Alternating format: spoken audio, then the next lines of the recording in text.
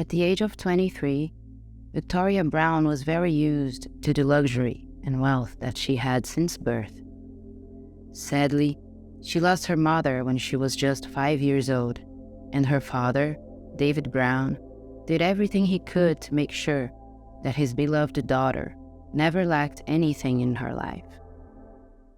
David has always been a determined man, and therefore, after earning his degree, he directed all his efforts towards developing a promising company, earning his first million when he was only 30 years old.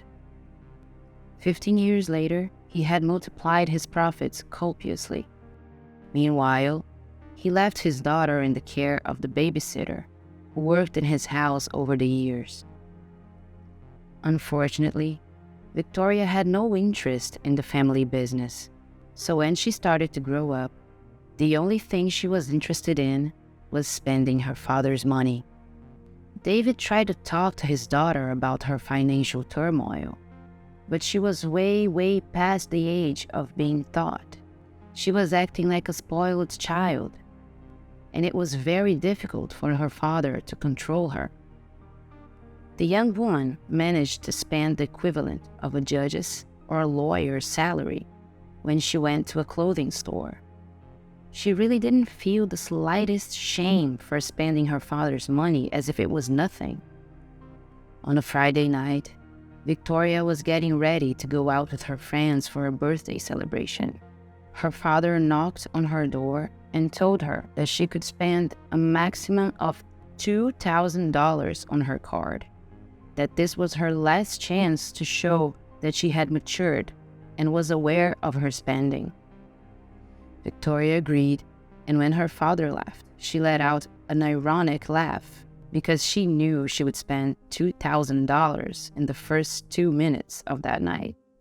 In the morning, David was in the kitchen when he received a notification that it had been spent more than $50,000 on his daughter's card the night before. He almost spit out the coffee he was drinking and got up, certain that this would be the last time his daughter took advantage of his goodwill. He went to the girl's room and saw that she was sleeping peacefully, as if nothing had happened. That same day, David was thinking about how he would deal with Victoria's temper, keeping in mind that everything that he had done previously had been useless. Before going to sleep, he made the only decision he considered appropriate in that situation, which would drastically change his daughter's life.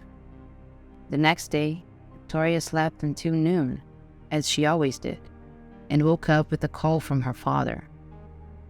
She picked up, irritated at being woken up, when he said he was leaving for a long business trip and didn't know when he would be back.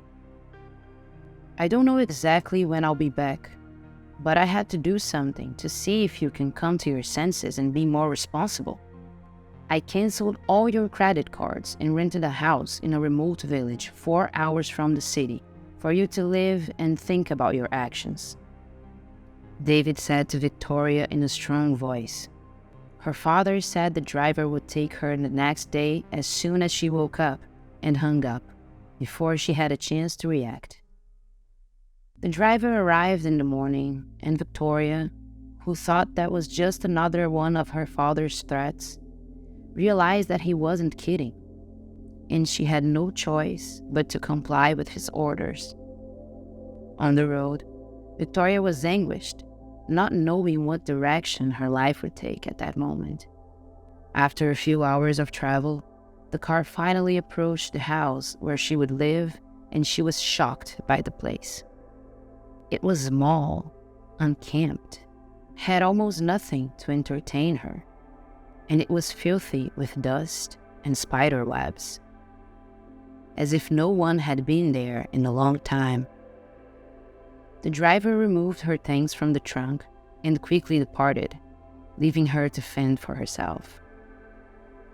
Victoria had to do some heavy house cleaning, which for her was hard work, as she had never picked up a broom or done anything related to domestic chores. Late in the afternoon, When she finished cleaning, there was a knock on the door. It was one of her neighbors, a nice lady carrying a cake that looked like it had just come out of the oven. She introduced herself and said her name was Celia, handed her the cake, and expressed her concern for Victoria, as she was alone in that house that had not seen a guest for years. Victoria decided to invite the lady to come in for coffee and cake. They talked for a while, and the elderly woman asked if Victoria needed a job, as she would be there for a long time, as they needed someone to deliver the village mail. Victoria reflected and felt ashamed to tell the lady that she was the daughter of a millionaire, and, without taking much time to think about it, she accepted the job offer, since her father had cut off all her money. The work turned out to be not so bad. The girl felt needed for the first time in her life, because she was doing important work, and she was good at it. One day, she was delivering some letters around the village and saw a little girl with tears in her eyes through the window of one of the houses. Victoria was worried and decided to go closer to the house. Seeing that the front door was ajar, she slowly pushed it open. She realized that the girl was alone, and as soon as she entered, the child hugged her legs, crying lightly. The house seemed to have been abandoned for days. There were bottles of drink, food rotten in the corners, and a lot of dirt, which left Victoria stunned. She asked the girl's name, and she said softly, "Bella." She took the little girl home to give her something to eat and understand why she was left alone in that place.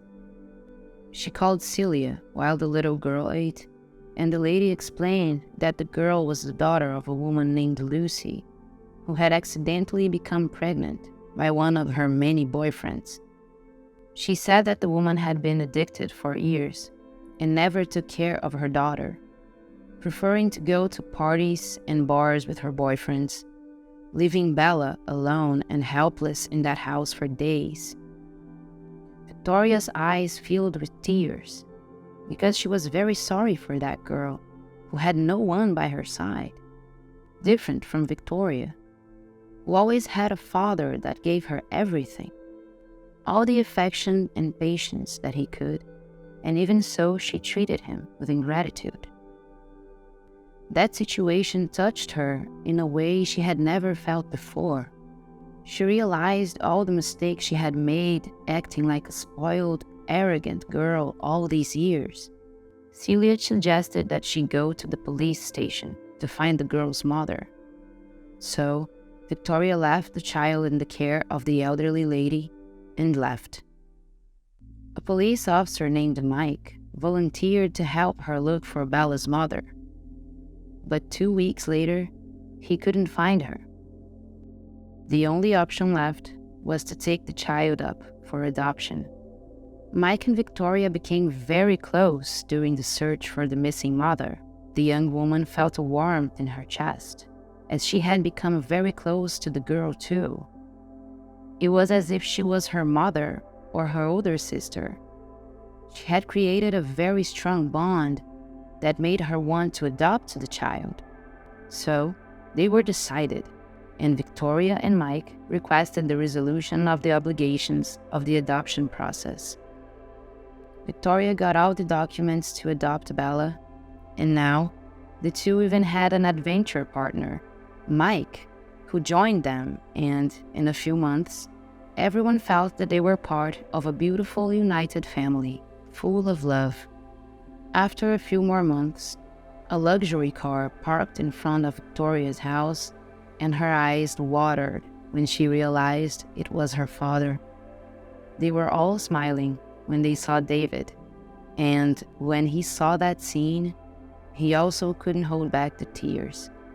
David felt it in his heart and realized at that moment that his daughter had finally matured into an empathetic and responsible person. It often takes drastic changes to realize the mistakes we make, but there's always time to know what really matters in this life.